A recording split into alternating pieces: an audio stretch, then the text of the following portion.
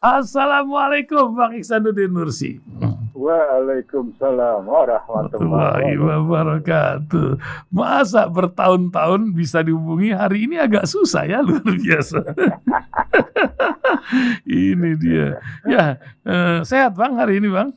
Alhamdulillah insyaallah. Alhamdulillah. Ya. Tapi nampaknya dunia sedang tidak sehat-sehat. Walaupun Bang Ihsanuddin Nursi sudah bilang beberapa waktu yang lalu ya, ramalan negeri dunia resesi tahun depan. Ini kan tahun sekarang. Apa kita siap-siap masuk jurang tahun depan?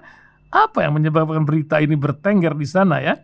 Tapi juga kabar lain ya, hutang makin bertumpuk, APBN menyuntik lagi KAI, urusan kereta cepat ya, 4,1 triliun menjadi berita-berita yang berseliweran di pagi hari ini.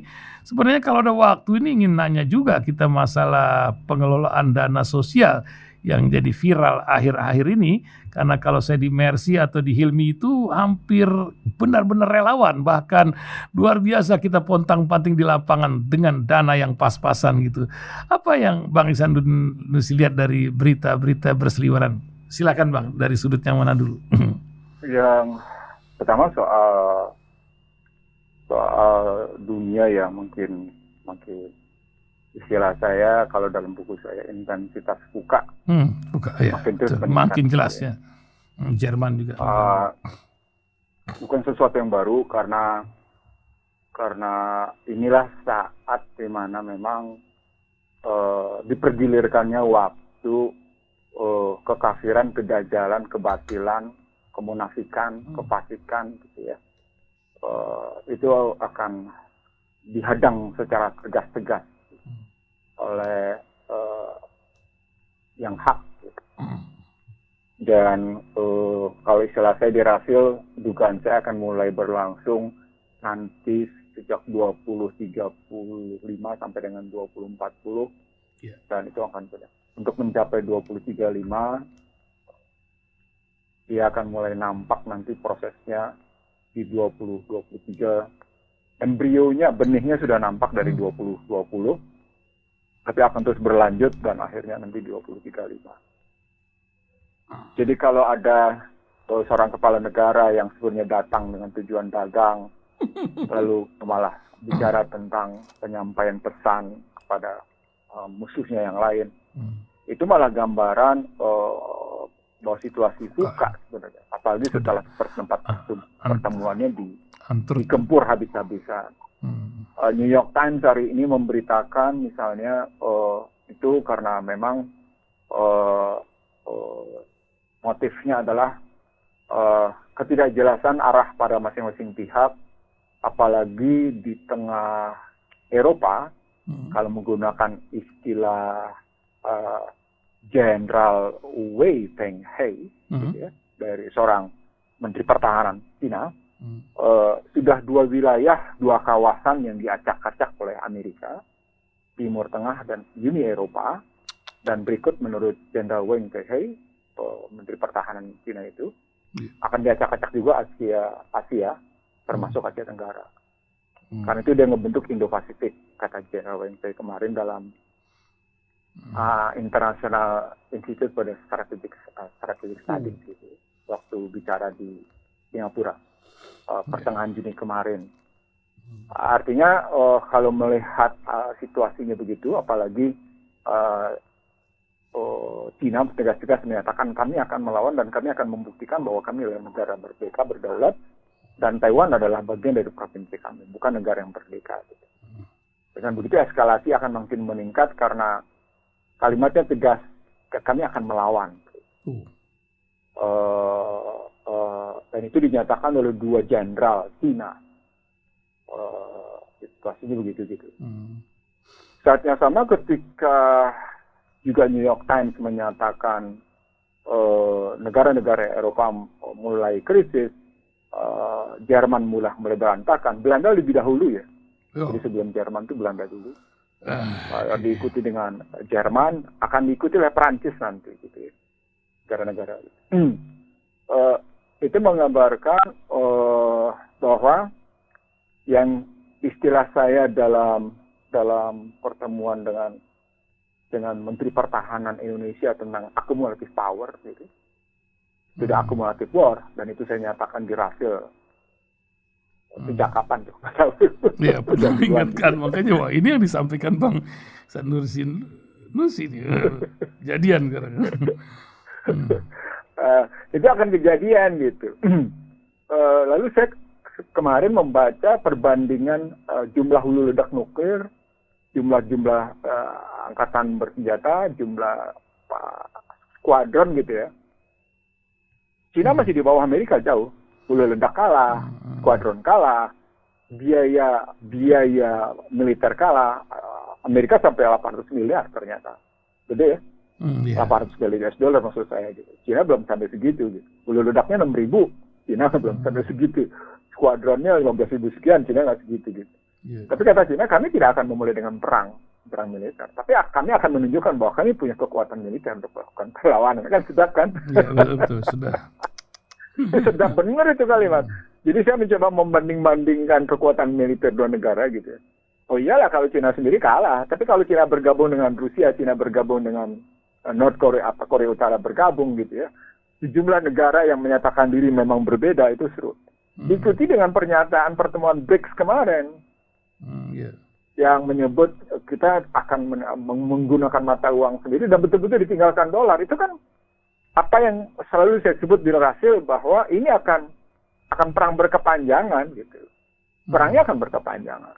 Nah dalam situasi perang berkepanjangan maka sebagaimana terjadi di beberapa negara, krisis pangan sudah di depan mata, bukan depan mata, depan pintu, depan mata masih jauh. Depan pintu rumah kita gitu. Krisis pangan. Krisis energi makin. Maka ketika menggunakan My Pertamina itu nggak nyelesain masalah. Penggunaan My Pertamina itu malah menunjukkan memberikan kuasa swasta untuk mendapatkan cuan dari rangkaian. Jadi ada sesuatu yang salah dalam cara penyelesaian. Dan kita berkali-kali salah dalam menyelesaikan masalah karena ketidakmampuan merumuskan masalah dengan benar. Jadi kemampuan menyelesaikan masalah tergantung sekali pada kemampuan merumuskan masalah dengan kemampuan menuliskan masalah sangat tergantung sekali pada informasi dan data yang dimiliki. Dan data di Indonesia selalu sifatnya bias. Iya, ini masalah data ini kok negeri ini nggak kelar-kelar ini, aneh-aneh. Pusing nggak lo kalau udah sampai di situ. Ya Allah ya Tuhan. Nah itu artinya sesungguhnya ketika kita lihat lagi-lagi kalau orang yang ini akan krisis pangan, ini akan krisis energi, ini akan krisis. Ya lo ngomong bulan Mei, gue udah ngomong kapan tahu. Artinya kenapa? Karena tadi pernyataan Cina itu ada pernyataan banyak negara bahwa setiap negara yang disentuh oleh NATO, digatung oleh Amerika, ini ternyata memang menjadi berantakan. Bahkan ketika saya baca tentang Julian Assange yang diminta diekstradisi gitu ya, dari Finlandia gitu ya, diekstradisi. Itu ternyata hanya persoalan bagaimana Julian Assange membongkar serbuan Amerika ke Irak dan ke Afghanistan. Dan itu memalukan karena yang dibantai di situ sipil. Saya ngajukan pertanyaan begini, ini orang Australia dipaksa untuk diekstradisi ke Amerika, kasus sebenarnya apa sebenarnya? Oh karena si Julian Assange berhasil ngebongkar data-data informasi secara konkret tentang korban-korban sipil dari serangan Amerika di Afghanistan dan di Irak. Detail dikasih. Detail dibongkarnya gitu dalam. Oh itu tuh gitu. Saya baru ngeh gitu udah itu ngebongkar. Dan balik lagi, artinya kalau Anda memang terus betul-betul menerapkan, ini baliknya ke ayat. Kalau betul-betul menerapkan model materialisme dengan kekuatan kapitalisme, dengan kekuatan neoliberalnya dan kekuatan gendernya gitu ya, maka yang akan datang, yang akan menghinggap di negeri ini, yang akan hidup berkembang di negeri adalah kehancuran. Dalam bahasa lembutnya, pecah belah. Dalam bahasa lembutnya, bangsa terpecah, bangsa terbelah. Gitu. Dan kejadian, saya buktikan lagi per hari ini misalnya, berapa sesungguhnya korban yang sudah muncul di Amerika sejak bulan Januari sampai dengan mereka merayakan hari kemerdekaan ke 189. Iya, ini luar biasa nih korbannya. Jumlahnya mencapai 309. 309. Jadi mereka menghitung bahwa dalam tiap minggu itu ada 11 orang korban penembakan. Katanya sampai 40.000 per tahun katanya, Bang. Ini datanya. Aksi penembakannya. Enggak, itu ininya. Ini saya ngambil dulu yang 6 bulan terakhir. Saya pakai of Gun Violence Archive.org, angka itu gitu ya. Lalu saya ambil lagi beberapa pemberitaan dari media-media yang cukup bisa dipercaya. Saya ngambil New York Times, saya ngambil Washington Post, saya ngambil USA Today gitu ya. Saya ambil data itu 309 nih per 4 Juli kemarin. Perang mana bisa? 309. Nah kalau 309 lalu mereka menghitung berapa? Ini 26 minggu mereka berang. 26 minggu ini hasilnya kayak gini. Ini berarti per minggu korbannya 11 orang. Lalu saya ambil angka per tahun. Angka per tahun itu dari 2009 per hari ini mereka menghitung sekitar itu 1000 berapa gitu ya. Yang akhirnya angkanya sama. Ini artinya begini, kalau saya bilang sama Harim saya begini. Ini bukti bahwa yang namanya Allah itu amat adil luar biasa. Dia apa? Ke negeri lain dia ekspor istilah teror sehingga muncul istilah macam-macam gitu. Di dalam negeri tercipta teror sendirinya, kebayang nggak tuh? Di negeri lain dia mengekspor istilah teror, tapi dalam negeri dia sendiri terdapat teror sipil satu sama lain. Zolimin bizolimin. Sampai akhirnya para penegak hukumnya sendiri kepusingan. Saya baca media-media asing itu gitu ya. Saya terkejut loh.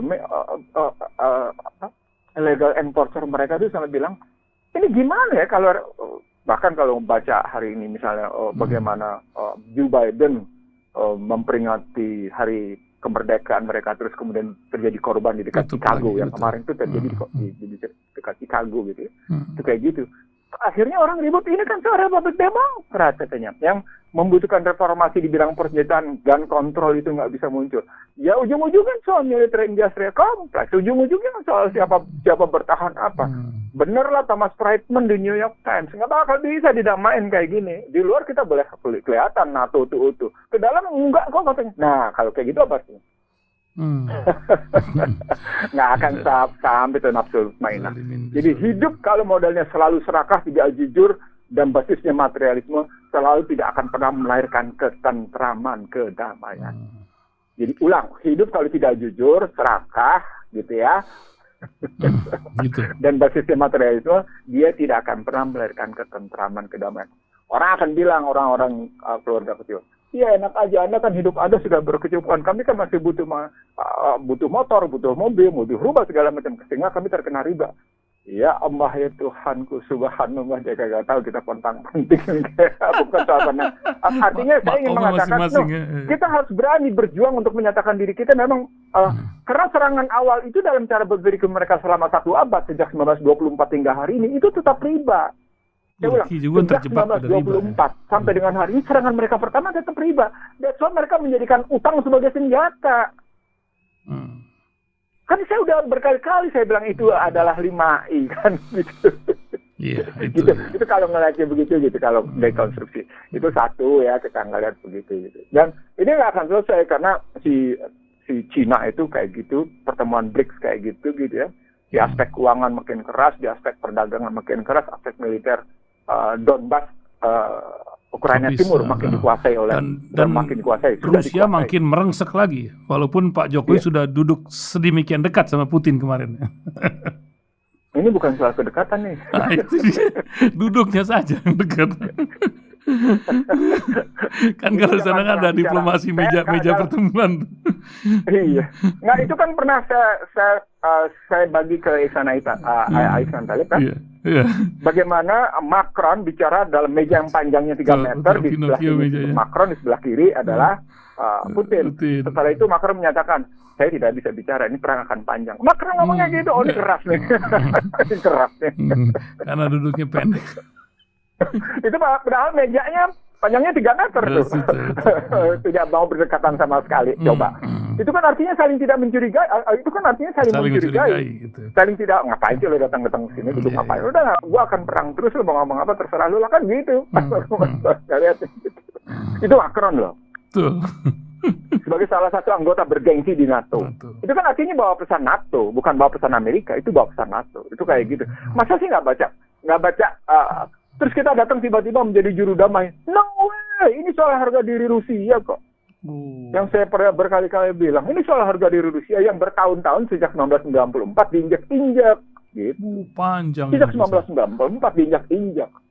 Gitu. Hari ini Rusia membuktikan bahwa harga dirinya, kehormatan dirinya, kedaulatannya itu nggak mau lagi diinjak-injak. Nggak ada cerita lo di halaman gua mencoba nunjukin siapa lo, nggak bisa. Nih penguasa halaman juga nggak beres gitu. Dihajar. Itu ceritanya. Jadi bukan cuma sekedar pengambil alihan wilayah, bukan soal aneksasi. No, bukan soal bagaimana Ukraina.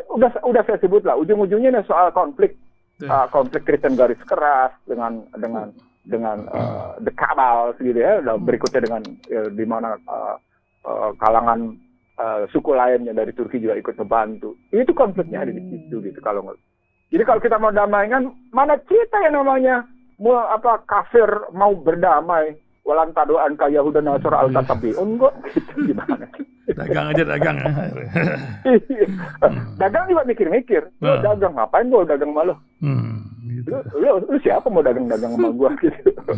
Kalau sebenarnya kalau Indonesia subhanallah mudah-mudahan para penguasa bidang SDM Indonesia itu ditawarkan banyak energi kalau Anda betul-betul mau menunjukkan sikap keindonesiaan Anda dalam karakter keislaman. Sesuai konstitusi lah, sesuai konstitusi. Saya omongin terbuka di Rasil nih, terbuka nih. Iya. Konstitusi Bang, konstitusi, baliknya konstitusi. Karena kalau kita ngomong syariah ini seolah-olah kayak Afghanistan sekarang harus syariah. Kan konstitusi kita ya udah syariah banget gitu Bang.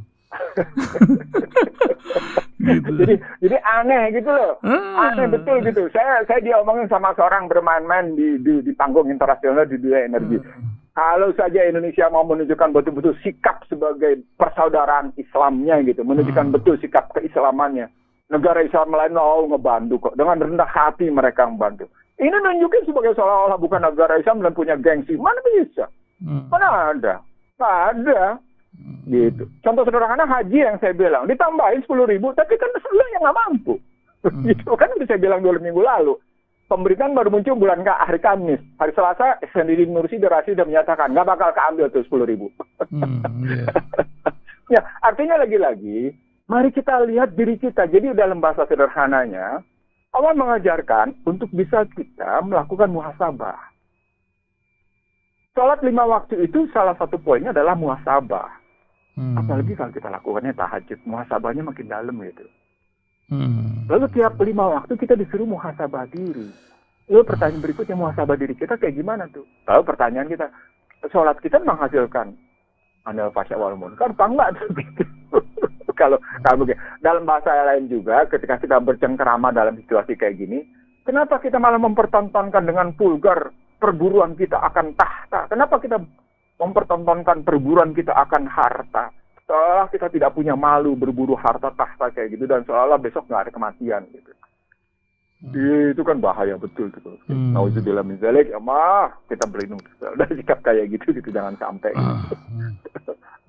Dan Allah punya kuasa betul. Jadi sekali lagi ya, ketika ada seseorang menunjukkan kesombongan kekafirannya gitu, Allah bilang, kesombongan kekafiran Anda tidak artinya. Dan karenanya 10.000 itu nggak bisa berguna. Ada asyad. Allah menolong. Masya Allah, Masya Allah. Ya, memang ini menjadi luar biasa ketika kejujuran sekarang menjadi sebuah barang mewah gitu.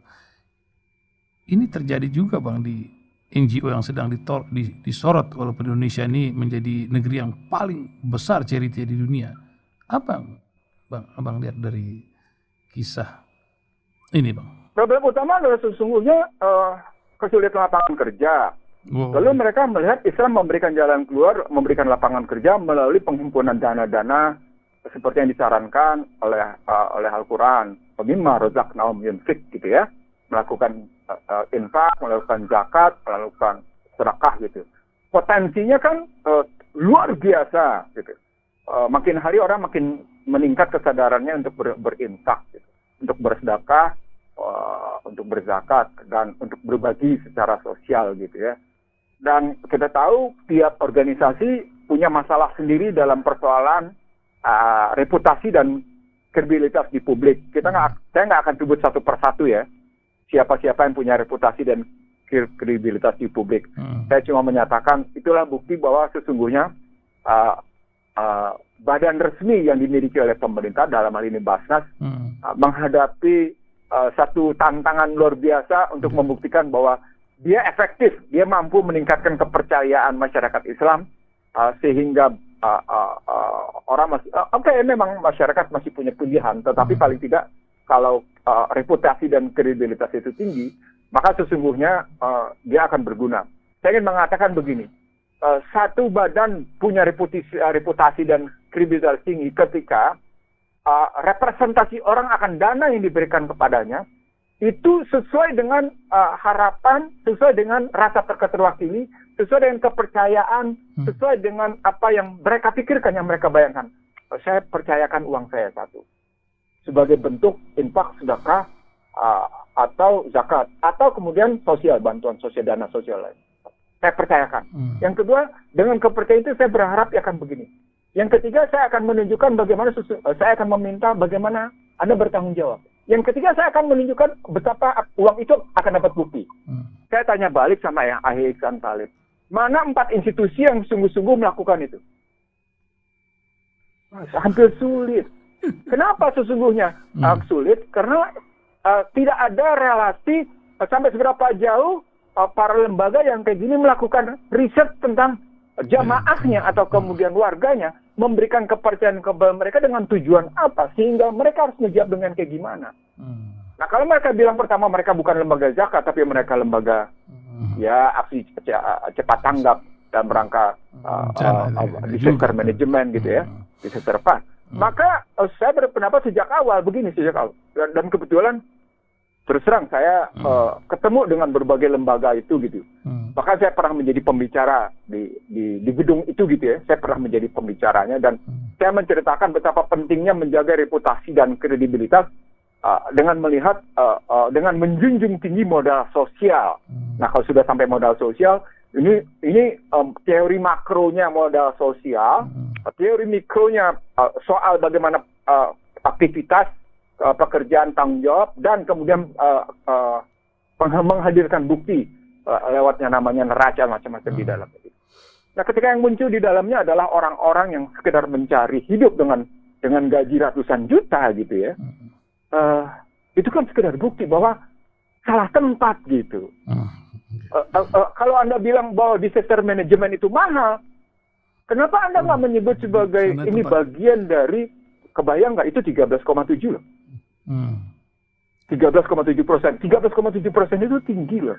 Padahal kalau Anda bicara misalnya, maaf ya, untuk organisasi semacam FPI, untuk organisasi semacam Mercy, untuk organisasi semacam katakan Rasil dengan berbagai macam perangkatnya, selain menunjukkan neraca, itu pasti untuk biaya-biaya kayak gitu nggak bisa lebih dari 12,5%. 2% mungkin, Mas. Sesungguhnya kalau pakai rumus saya itu minimumnya 2,5%. Iya. Tetapi rumus saya yang 2,5% untuk biaya sumber daya manusia, untuk ketenaga kerjaan ada tetapinya. 2,5% itu minimal untuk sumber daya manusia. Itu juga diambil yang paling akhir. Jadi kalau di luarnya kebutuhan aktivitas itu masih membutuhkan, dia tidak 2,5%.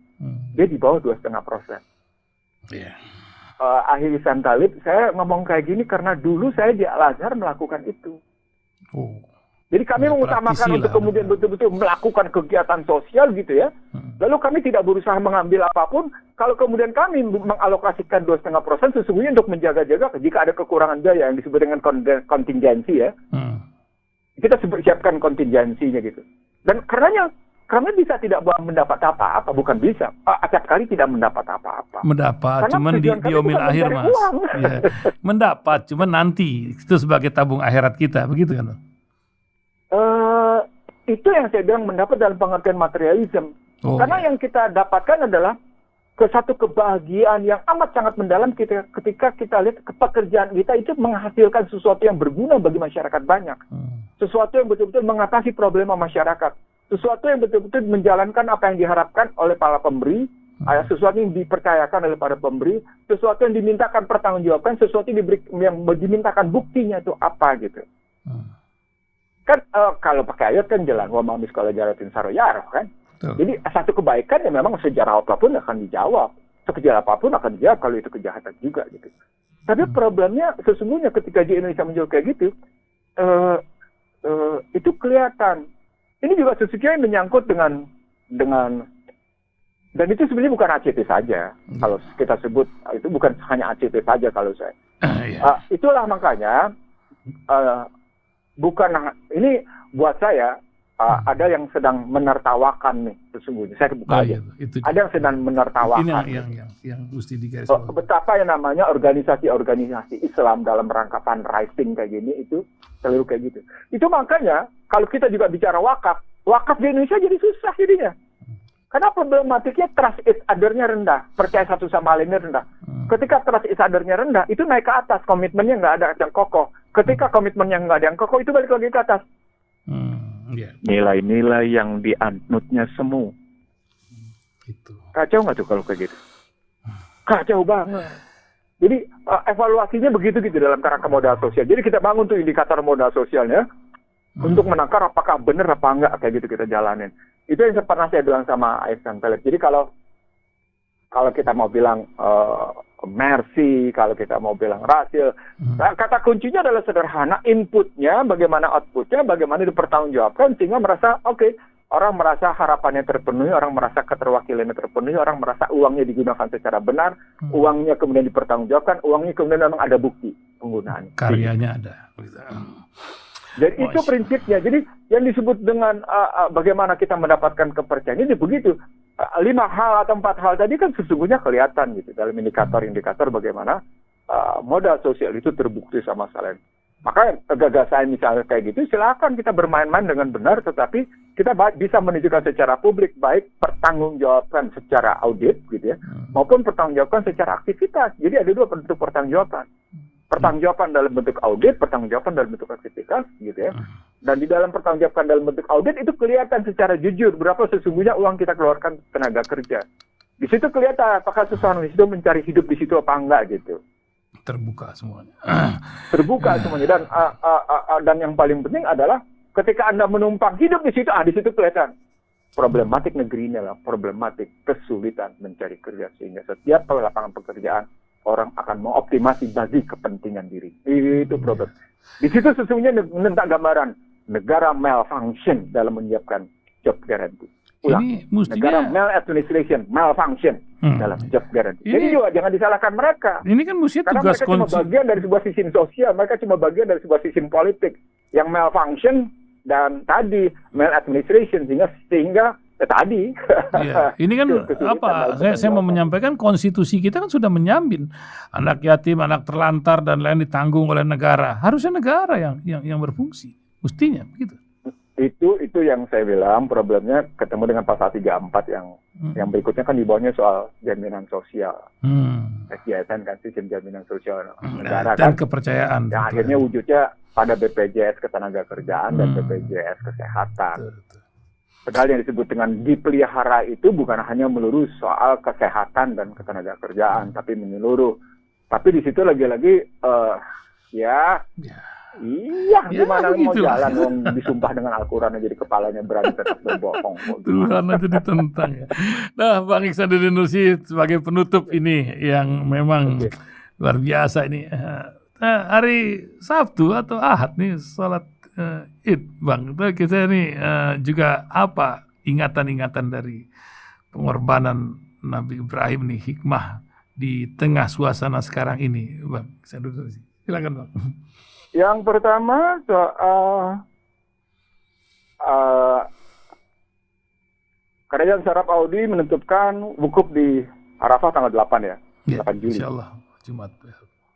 Jadi Jumat. Jadi artinya 10 Zulhijjahnya, hari raya Idul Adha-nya hari Sabtu. Oke. Itu yang pertama gitu. Yang kedua,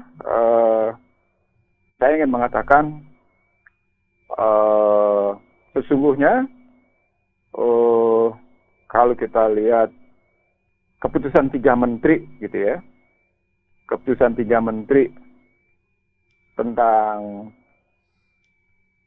hari libur nasional tahun 22 yang ditandatangani pada tahun 2021 berdasarkan keputusan bersama Menteri Agama Menteri Ketenagakerjaan, Menteri Pendayagunaan Aparatur Negara dan Reformasi Birokrasi, nomor 963 2021, nomor 3 tahun 21, nomor 4 tahun 21, Hari Libur Nasional dan Cuti Bersama tahun 2022, ya, sudah ditandatangani 9 Juli, mereka sudah sebut.